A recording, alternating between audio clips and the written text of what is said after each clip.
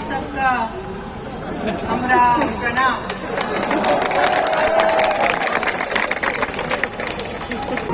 एक बार जोरदार ताली से स्वागत करने उनका विश्व प्रसिद्ध नायिका मनीषा कोइराला जी।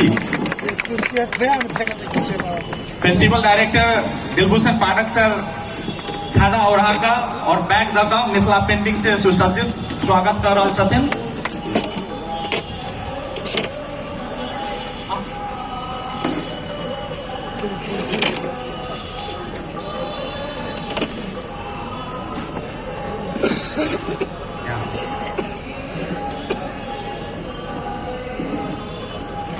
फिर से हम आप कनी एडवांटेज ले छी। हम हमर गुरु, एक्टिंग के गुरु, थिएटर के गुरु, सिनेमा के गुरु, NSD ग्रेजुएट, वरिष्ठ रंगकर्मी, actor, director Anup Baral sir के हम स्वागत करल लेल चाहे छी।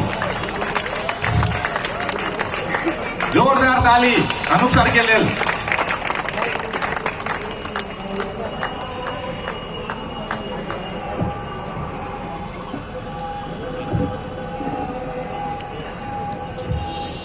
दिलभूषण सर स्वागत कर रहे छथिन खाड़ा उड़ाकर सर के। राजेश हमाल जी के हम स्वागत करे लेल चाहे छी। जोरदार ताली।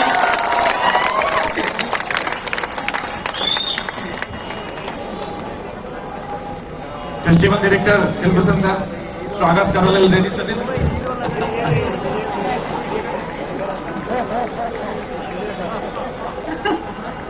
हाइट के प्रॉब्लम कनी स्टेज शॉट भ गेलै है।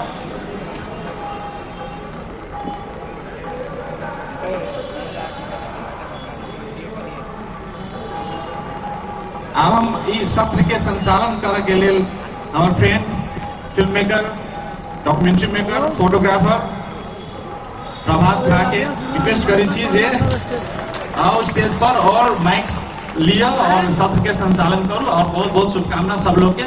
धन्यवाद हमारे पुण्येंदु झा की तरफ से।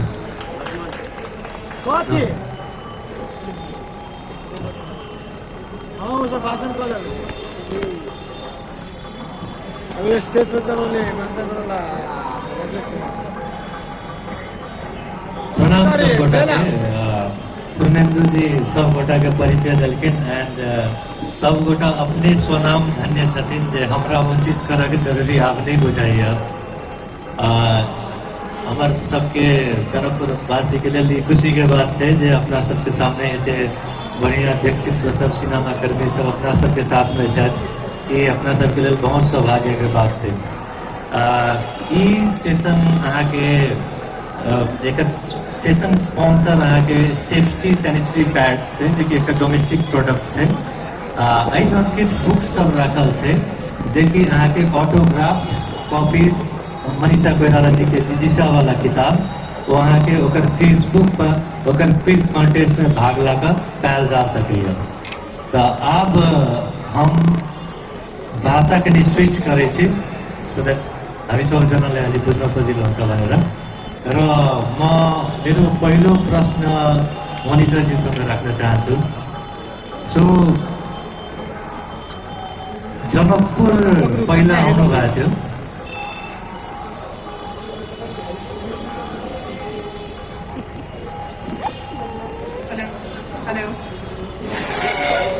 सबका हमरा प्रणाम।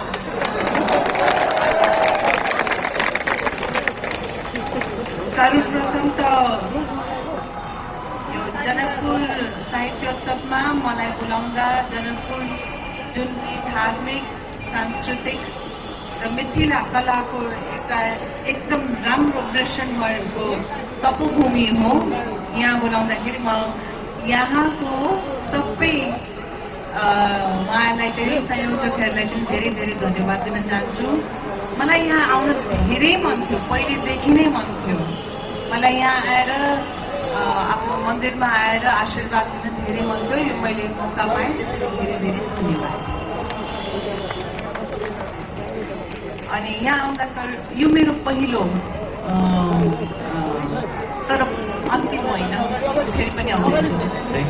तराईमा बसेको मान्छे हो। कोइराला फ्यामिली चाहिँ नि हाम्रो धेरै चाहिँ नि विराटनगर, मोरङ, सुनसरी धेरै घुमेको हो मान्छे त मलाई थाहा थियो मलाई भित्रबाट मनबाट थाहा थियो कस्तो हुन्छ भनेर तर धेरै जस्तो चित्रहरू चाहिँ नि हाम्रो जानकी टेम्पलको चाहिँ देखिरहन्थेँ त्यसले मलाई धेरै आकर्षित चाहिँ नि गराएको थियो अब म चाहिँ राजेश्वरकोमा आएँ सो मेरो पहिलो प्रश्न तपाईँलाई यो हुन त यो धेरै पटक सोधिएको क्वेसन होला तपाईँले तर तपाईँ आफ्नो क्यारियरमा केही हुँदाखेरि तपाईँ बिफोर योर एक्टिङ क्यारियर जब तपाईँ आफ्नो अर्को लाइफमा आउनुहुन्थ्यो र फर्स्ट टाइम चाहिँ कहिले रियलाइजेसन भयो कि म एक्टिङ गर्न चाहन्छु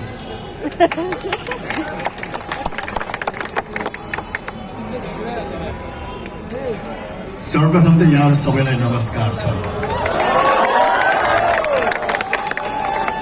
मैथिली भाषा मलाई असाध्यै मिठो लाग्छ त्यसमा मिठास छ बुझ्न पनि केही हदसम्म बुझ्छु तर बोल्न चाहिँ नि आउँदैन मलाई एउटै शब्द आउँछ त्यो शब्द चाहिँ नि म यहाँ खर्चिन चाहन्छु प्रयोग गर्न चाहन्छु त्यो हो यहाँहरू सबैलाई प्रणाम छ र अत्यन्तै नै खुसी लागेको छ यो ऐतिहासिक सहर जनकपुरमा यहाँहरूको समक्ष यसरी उपस्थित हुन पाउँदाखेरि संस्कृतिले पनि असाध्यै गहिरो मान्यता राखेको चाहिँ नि भूमि हो यो त्यसैले यहाँहरू सबैजना असाध्यै भाग्यमानी हुनुहुन्छ कि यस्तो पवित्र क्षेत्र यस्तो ऐतिहासिक क्षेत्र सांस्कृतिक हिसाबले पनि असाध्यै महत्त्वपूर्ण भूमिका राख्ने क्षेत्रमा यहाँहरू बस्नुहुन्छ र यहाँहरूको सामान्य यसरी उपस्थित हुन पाउँदाखेरि यो मन्दिरको प्राङ्गणमा यसरी उपस्थित हुन पाउँदाखेरि अत्यन्तै नै खुसी लागेको छ यहाँहरूको न्यानो स्वागतको लागि धन्यवाद छ अब जहाँसम्म कलाकारिताको कुरा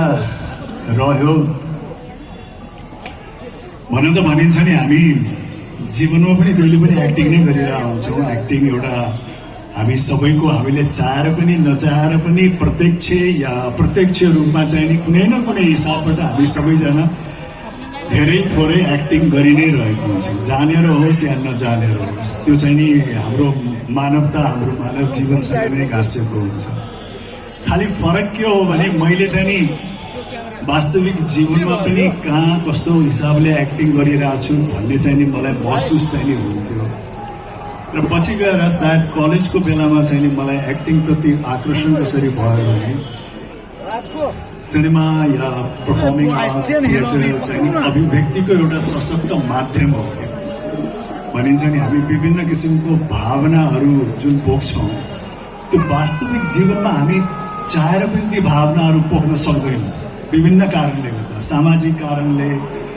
अनुशासनको कारणले नैतिकताको कारणले मर्यादाको कारणले हामी रिसाउने ठाउँमा रिसाउन सक्दैनौँ माया प्रकट गर्ने ठाउँमा माया प्रकट गर्न सक्दैनौँ र आफ्नो भावनाहरू चाहिँ सङ्कुचित गरेर राखिरहनु पर्यो हुन्छ वास्तविक जीवन तर कलाकारितामा चाहिँ नि हामी यो विभिन्न भावनाहरू चाहिँ नि आफ्नो स्क्रिप्ट अनुसार आफ्नो चरित्र अनुसार आफ्नो डाइरेक्टरको अनुसार चाहिँ नि एकदमै खुलेर प्रकट गर्न सक्छौँ रिसाउने ठाउँमा मजाले रिसाउन सक्छौँ माया प्रकट गर्ने ठाउँमा मजाले माया प्रकट गर्न सक्छौँ कुनै पनि सङ्कोच बिना र अन्यहरू भावना पनि विभिन्न रसहरू पनि हामी प्रकट गर्न सक्छौँ त्यसैले नै मलाई आकर्षित गरेको सिनेमामा किनकि एउटा जीवनमा यदि हामी त्यो नवरसका भावनाहरू प्रकट नगरिकन नृत्य हुन्छ भने त्यो जीवन खासै त्यति अर्थ लाग्दैन तर विडम्बना यो हो कि हामी सक्दैनौँ तर कलाकारको हिसाबले चाहिँ ती सबै भावनासँग हामी कुनै न कुनै प्रकारमा खेल्न पाइरहेको छौँ त्यसैले जीवन सार्थक लाग्छ किनकि भावना भनेको दिगो हो अन्यहरू परिस्थिति त बदलिरहन्छ चेन्ज भइरहन्छ आज जनकपुर यस्तो छ 50 वर्षपछि जनकपुर अलि अर्कै होला तर भावना त आज पनि त्यही हुन्छ 50 वर्ष पनि त्यही हुन्छ त्यस कारण भावनाको अभिव्यक्तिले मलाई आकर्षण गरेको ओटिटी फर्मेट ओटिटी अब आफ्नो सब्जेक्ट सिनेमाको रङतिर जाँदाखेरि ओटिटी फर्मेट धेरै अहिले अलि पहिला नै it was getting its momentum र यो फेरि कोभिडमा आएपछि चाहिँ तपाईँको that became the only resort for the cinema lovers and all होइन र त्यो ओटिटी फेनोमेननलाई तपाईँले कसरी हेर्नुहुन्छ र हामीले त्यसलाई अहिलेको जुन हाम्रो नेपालमा त्यो ओटिटी फर्मेटमा अलिक we don't have access Nepali cinema चाहिँ त्यो ओटिटी फर्मेट एक्सेस गर्न सकिरहेको छैन त्यसको बारेमा चाहिँ तपाईँले के लाग्छ what do you feel about that hello sorry मलाई लाग्छ OTT platform is a very progressive platform हो किनभने मैले जुन भारतमा हेरिरहेको छु नि त्यो जसले सिनेमामा फुल फ्लेज थिएटर गोइङ सिनेमामा ठाउँ पाउँदैन त्यसले चाहिँ नि त्यस्तो धेरै कलाकारहरू हुन्छन् धेरै डिरेक्टर्स स्टोरी टेलर्स एक्टर्स टेक्निसियन्सले ठाउँ पाउँदैन किनभने त्यो हाई बजेट हुन्छ त्यसको कस्ट धेरै हुन्छ यताउति गरेर सो क्रिएटिभ पिपलहरूले चाहिँ नि त्यो एउटा बाटो पायो थ्रु ओटिटी प्लेटफर्म त्यसैले ओटिटीको कन्टेन्टहरू पनि हेर्दाखेरि अलिकति क्रिएटिभिटीतिर धेरै झुकाव हुन्छ जुन कि हाम्रो थिएटरमा चाहिँ नि धेरै कमर्सतिर जान्छन् because they have spend so much money they have to recover that money focus चाहिँ नि कमर्सतिर जान्छ धेरै entertainment commerce so that more people reaches out whereas ओटिटीले अलिकति फ्रिडम चाहिँ नि डिरेक्टर्सहरूलाई राइटर्सहरूलाई र younger new faces of acting ट्यालेन्ट्सहरूलाई ठाउँ दिएको हुन्छ अहिलेको ओटिटी प्लेटफर्मको एक्टर्सहरूको क्वालिटी अफ पर्फर्मेन्स हेर्दाखेरि त इट्स वर्ल्ड स्ट्यान्डर्ड छ so I feel it's really good for artistic values OTT platform having shed that मलाई चाहिँ थिएटरै जान पनि मनपर्छ थिएटरमा जानु एउटा जुन माहौल हुन्छ त्यो मिस हुन्छ सो आई थिङ्क प्लस र माइनस दुइटैको छ नेपालमा चाहिँ नि अहिले त्यो सुरु भएको छैन तर मलाई लाग्छ सुरु हुनुपर्छ किनभने मैले म छोटकिरीमा भन्छु मैले सानो सर्ट फिल्म फेस्टिभलको 2-3 वर्ष अगाडि जज ज्युरी मेम्बर हुँदाखेरि यस्तो राम्रो सिनेमाहरू हेरेँ त्यतिखेर मलाई के लाग्यो भने यहाँ त ट्यालेन्टको कमी तरै छ भरपुर छ खालि उनीहरूले चाहिँ नि ठुलो प्लेटफर्म पाएको हुँदैन ठुलो बजेट हुँदैन जबसम्म आफ्नो केही नाम देखिन्छ तबसम्म पैसा आउने त्यो धेरै प्रक्रियाहरू छ सिनेमा बनाउने त्यो लामो र कठिन भएर तर ट्यालेन्टको कमी नहुँदा द्याट मिन्स ओटिटी प्लेटफर्मले त्यो स्पेस दियो भने चाहिँ नि यहाँ एकदमै राम्रो quality of story telling is available जस्तो लाग्छ मलाई नेपालमा अनि राजेश सरसँग त्यही प्रश्न तर त्यो प्रश्न सोध्नुभन्दा पहिला चाहिँ त्यो सिनेमा हलमा गएर सिनेमा हेर्ने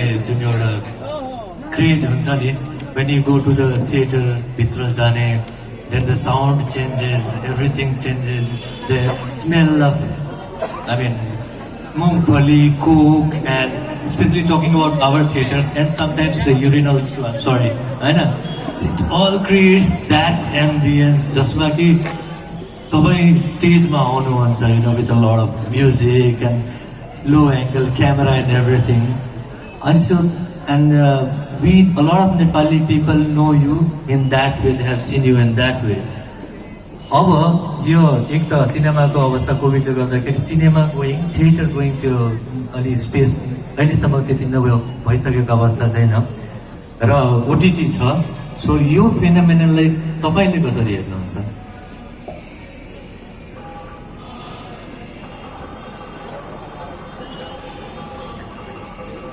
हामी सबैलाई समाजलाई र हामीलाई विशेष गरिकन दुईटा कुराले चाहिँ नि डिक्टेट गर्छ कि एउटा समयले र अर्को चाहिँ नि हामीले प्रयोग गर्ने प्रविधिले टेक्नोलोजीले समय परिवर्तन हुँदै जाँदाखेरि हामी सबैको जीवनशैली स्वाद प्रक्रियाहरूमा बदलाव आउँछ र जस्तो जस्तो टेक्नोलोजीहरू चेन्जेस हुन्छ त्यस्तो त्यस्तो हिसाबले चाहिँ नि हाम्रो अन्य गतिविधिहरूमा पनि परिवर्तन आउँछ चाहे त्यो हामीले काम गर्ने तरिका होस् चाहे त्यो हामीले कम्युनिकेसन गर्ने तरिका होस् चाहे हामीले सोच्ने तरिका होस् त्यो चाहेर पनि नचाहेर पनि एउटा अनसिन फर्मेटमा चाहिँ नि हाम्रो समाजलाई परिवर्तन गरि नै रहेको हुन्छ टेक्नोलोजीले त्यसैले अब त्यो टेक्नोलोजीको साथसाथमा आउने चेन्जेसहरूलाई त हामीले रोक्न सक्दैनौँ अब अहिले त भर्खरै चाहिँ नि सुरुवात भएको छ यो चेन्जेस। मैले सुरुवात किन भने योभन्दा अगाडिको जेनेरेसन पनि अहिले हामी माझ छ।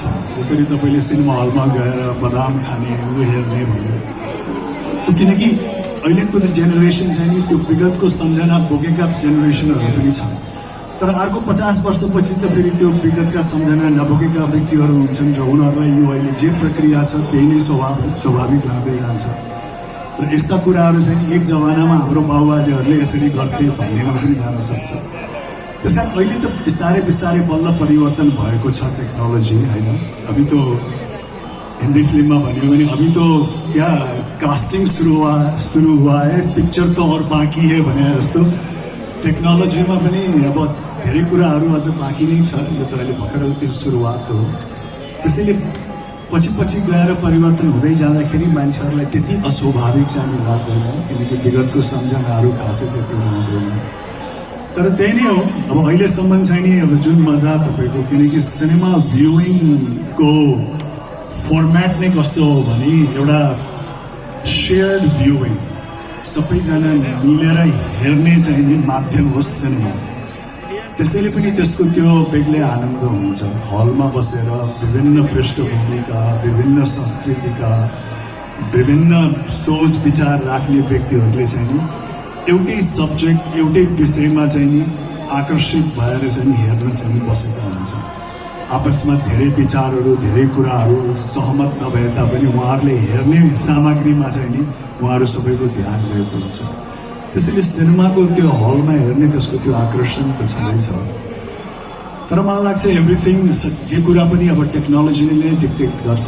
टेक्नोलोजी अब परिवर्तन हुँदै जाँदाखेरि मलाई त अझ के लाग्छ भने सायद अर्को 30-40 वर्षपछि फिजिकली कलाकारको पनि आवश्यक नपर्ने, किनकि सबै कम्प्युटर ग्राफिक्सबाट दर्शकहरूले कस्तो किसिमको स्वास्नी मान्छेलाई रुचाउनुहुन्छ, कस्तो किसिमको लोग्ने मान्छेलाई कस्तो नाक नक्सा, कस्तो जिउडालको रुचाउनुहुन्छ भनेर त्यही हिसाबले सिजीले क्रिएट गर्यो भने त त्यो कलाकारको चाहिँ नि लोकप्रियता पनि दिगो रहन्छ। ऊ कहिले पनि राजेश हमाल जस्तो कहिले जवान, कहिले अलिक बढी जवान पनि देखिँदैन, एक नासै देखिन्छ। त्यसैले आउँदो टेक्नोलोजीले के गर्छ हामी अहिले त भन्न सक्दैनौँ। तर मलाई लाग्छ कि परिवर्तन चाहिँ अवश्य पनि हुन्छ र यो एउटा स्वाभाविक प्रक्रिया पनि हो जस्तो लाग्छ। हामी 16-17 वर्षको थियौँ त्यस्तै, होइन। अनि त्यो एकदमै गानाले एकदमै छुने, the visuals of it and everything. अनि म स्कुलबाट पढेर आएपछि आफ्नो कैसेट प्लेयरमा बजाउँथेँ द्याट गाना, and my mom would listen to that part, मैं यहाँ टुकड़ों में जी रहा हूँ, तू कहीं टुकड़ों में जी रहे भन्छ नि। अनि मेरो आमाले राम्ररी त्यो ध्यान दिन सक्नुहुन्थेन। अनि सी वुड इमेजिन द्याट यार कति राम्रो त पालिरहेको छु, टुकड़ों में जी रहा हूँ भनेर गाना सुनेछ। सी वाज थिङ्किङ टुकड़ों पे जी रहा हूँ, मेरो छोराले त्यो सुनिरहेछ। So it was a fun memory of मेरो पर्सनल लाइफको एसोसिएसन विथ तपाईँको फिल्मको आर्टवर्कसँगको। र चूँकि तपाईँ जनकपुरमा आउनुहुन्छ र तपाईँले एउटा नेपालबाट तपाईँले एउटा धेरै राम्रो, धेरै ठुलो मुकाम पाउनु भएको छ आफ्नो एक्टिङ करियरमा। र म यो अपर्च्युनिटीलाई चाहिँ हाम्रो यहाँको यङ जेनेरेसनको मान्छेहरूले पनि त्यहाँबाट इन्सपायर होस् भन्ने हाम्रो चाहना छ। सो सिनेमाको रङ सब्जेक्ट हुँदाहुँदै पनि आई वान्ट टु एक्सप्लोइट, म चाहिँ यो अपर्च्युनिटीले अलिक बढी अर्को ढङ्गले पनि एक्सप्लोइट गर्न चाहन्छु। सो तपाईँले आफ्नो जुन सिनेमामा जाने निधो गर्नुभयो, can you tell us, is there any एउटा त्यसमा त्यसलाई ट्रिगर गर्ने एउटा कुनै मोमेन्ट छ, कुनै प्रिसाइज गर्न सकिन्छ? Or was it over the period of time that you wanted to be an actor? मलाई लाग्छ कि हामी सबैको जीवनमा चाहिँ नि धेरै कुरा, जस्तो हामीले बच्चाबुच्ची हुँदाखेरि म त डक्टर पनि बन्न चाहन्थेँ, यो पनि बन्न चाहन्थेँ, त्यो पनि। तर मेरो मेन फोकस चाहिँ नि मेरो फ्यामिलीमा धेरै डक्टर्स, धेरै इन्जिनियर, धेरै पोलिटिकल पर्सनालिटिज हुँदाखेरि चाहिँ नि म तिनवटा मध्येमै एउटा चुन्ने मेरो सोचाइ थियो। थिएटर, सिनेमा जान असाध्यै हामी रुचाउँथ्यौँ। आइतबार हामी सिनेमा चाहिँ जान्थ्यौँ हेर्नलाई। त्यो त्यसले प्रभाव पार्यो कि थाहा भएन, तर एक्टिङ नै मेरो लाइफ लङको एउटा करियर हुन्छ भनेर त्यो चाहिँ मैले सोचेको थिइनँ। जब मैले मेगाबुलको एउटा एड पाएँ, मेरो मामाले मेरो माइजूले मलाई मेकअप लगाइदिनु भयो, मेरो मामाले फोटो खिचिदिनु भयो, त्यो फोटो राम्रो आयो। अनि ल एक्टिङ गर्छस् सोध्नुभयो, कति पैसा पाउँछु भन्दाखेरि 2000 हो कि 5000 भन्नुभयो। ल हुन्छ मामा गरिदिन्छु भनेर पेपरमा carelessly as a kid I did that. त्यसपछि नेपाली सिनेमा गरेपछि I felt I loved being in front of camera and I liked the relationship between me and the camera. त्यसपछि चाहिँ नि मलाई एउटा सायद मुम्बई गएर मैले आफ्नो करियरलाई पुश गर्नुपर्छ भनेर त्यहाँबाट सुरु भएको हो। तर त्यो मेरो यत्रो लामो हुन्छ या मेरो लाइफ लङको एउटा मात्रै करियर हुन्छ भनेर चाहिँ नि मैले सोचेको थिइनँ। And it keeps on happening. मेरो के बुझाइ छ भने लाइफमा हामीले पर्स्यु त गर्नुपर्छ आफ्नो dream and ambition and all that, but we should be alert and open, maybe something else is waiting for us भनेर कि। So we never know. Hello, त्यसमा एउटा सानो एडिसन अफ क्वेसन कि तपाईँको परिवारका सदस्यहरूले तपाईँको यो डिसिजन, बिकज अब तपाईँको एउटा कोइराला फ्यामिलीसँगको एफिलिएसन र त्यो फ्यामिलीले हामीले पोलिटिसियन्स दिएका छन्, सम डक्टर्स आर देयर, केही इन्जिनियर्सहरू छन् होइन। सो तपाईँलाई चाहिँ त्यो तपाईँले कोहीसँग अनुमति लिनु पर्यो त्यसको लागि? त्यसमा केही did you have any hesitation? अनुमति एकदमै लिनु परेको थियो, किनभने मेरो बुवालाई पटक्कै मन परेको थिएन।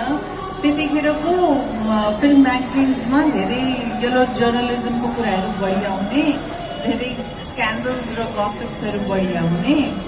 उहाँलाई एकदमै मन परेको थिएन। मेरो बुवा पनि वाज नट रियली ह्याप्पी। तर मेरो हजुरआमा सुशीला कोइराला, बिपीको वाइफ, उहाँ she was the head of the family. उहाँलाई मैले गएर सुशीलामा मलाई एक्ट्रेस गर्नु छ, आमा बुवाले मन पराइरहनुहुन्छ भने के गर्नु म भन्दाखेरि she give me a very sound advice है। उहाँले के भन्नु भने, छोरी तँलाई माली पनि बन्नु छ भने दुनियाँको नम्बर 1 माली बन्नु, जा वाट एभर प्रोफेसन गर्नु छ यु मस्ट, कुनै पनि प्रोफेसन ठुलो या सानो हुँदैन भनेर मलाई त्यतिखेर उहाँले सिकाउनु भएको थियो।